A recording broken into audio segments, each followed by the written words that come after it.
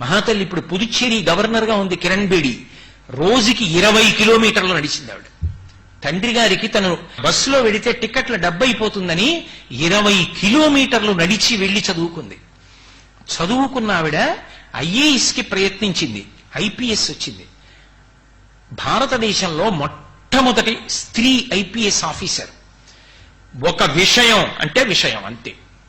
ఆవిడ ఒకప్పుడు ఏషియాడ్ క్రీడలు జరుగుతున్నప్పుడు ట్రాఫిక్ అంతటికీ కూడా ఆమెని అధికారిణిగా పెట్టారు. ప్రధానమంత్రి ఇందిరాగాంధీ ఆమెకి ఆదర్శ మహిళ. ప్రధానమంత్రి ఇందిరాగాంధీ గారి కారు ట్రాఫిక్ రూల్స్ కి వ్యతిరేకంగా పార్క్ చేసింది. అది ప్రధానమంత్రి కారు అని చెప్తున్నా కూడా ఆవిడ క్రేన్ తో ఎత్తించి వ్యాన్ లో పెట్టి పోలీస్ స్టేషన్ పంపించేసింది. ఆవిడికి క్రేన్ బేడి అని పేరు వచ్చింది. రూల్ అంటే రూల్ అంతే. ప్రధానమంత్రి సామాన్యుడా నాకు అక్కర్లా, one should follow the rule. Prime minister car wrong parking చేస్తే నేను ఒప్పుకోనది. అలా అన్నందుకు ఆవిడని గోవా ట్రాన్స్ఫర్ చేశారు. అదే తల్లి రిపబ్లిక్ డే పెరేడ్ అంత గొప్పగా నిర్వహిస్తే ఇందిరాగాంధీ ఆవిడ్ని పిలిచి దగ్గర కూర్చోబెట్టుకుని కలిసి భోజనం చేసే అవకాశం ఇచ్చింది. ఇప్పటికీ పెద్దలో మాట అంటారు, బహుశా చరిత్రలో ఆవిడాన్ని బదిలీలు పొందిన అధికారిని ఎవరు ఉండరు అంటారు. ఆవిడ్ని తీసుకెళ్లి ఆఖరణ తీహార్ జైల్ కి డైరెక్టర్ జనరల్ గా వేశారు. ఆవిడ దాన్ని ఆశ్రమంగా మార్చింది. ఒక్క తప్పు చేసి జీవితంలో ఇక్కడికి వచ్చిన వాళ్ళు బాధపడకూడదు. వాళ్లలో ఉన్న సంతోషం పైకి రావాలి.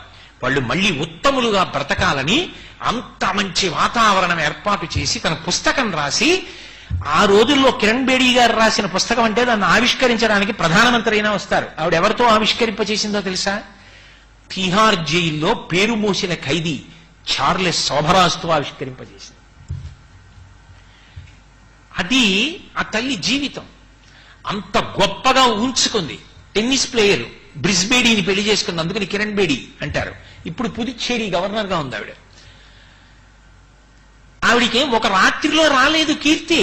జీవితంలో అన్ని కష్ట సుఖాలకి ఓర్చి నిలబడింది. ఒక లక్ష్యాన్ని పెట్టుకో, అదేదో తెల్లారకట్లేస్తానన్న లక్ష్యం లాంటిది కాదు. ఒక రోజు కాదు, ఇవాళ పెట్టుకుని రేపు మర్చిపోవడం కాదు. పుబ్బలో పుట్టి మఖలో మాడిపోకూడదు. ఒక సంకల్పం పెట్టుకుంటే జీవితాంతం దానికోసం పరిశ్రమించాలి. అలా నిలబడగలగాలి, అలా కష్టపడాలి. అంత పెద్ద స్థాయికి వెళ్ళిపోయిన తర్వాత కూడా ఎంఎస్ సుబ్బలక్ష్మి గారు కచేరీ చెయ్యాలంటే 6 గంటలు సాధన చేసి వెళ్ళేది స్టేజ్ మీదకి. అది నిబద్ధత. ఆ నిబద్ధత జీవితంలో అలవాటు చేసుకోవాలి. అది కష్టపడడం.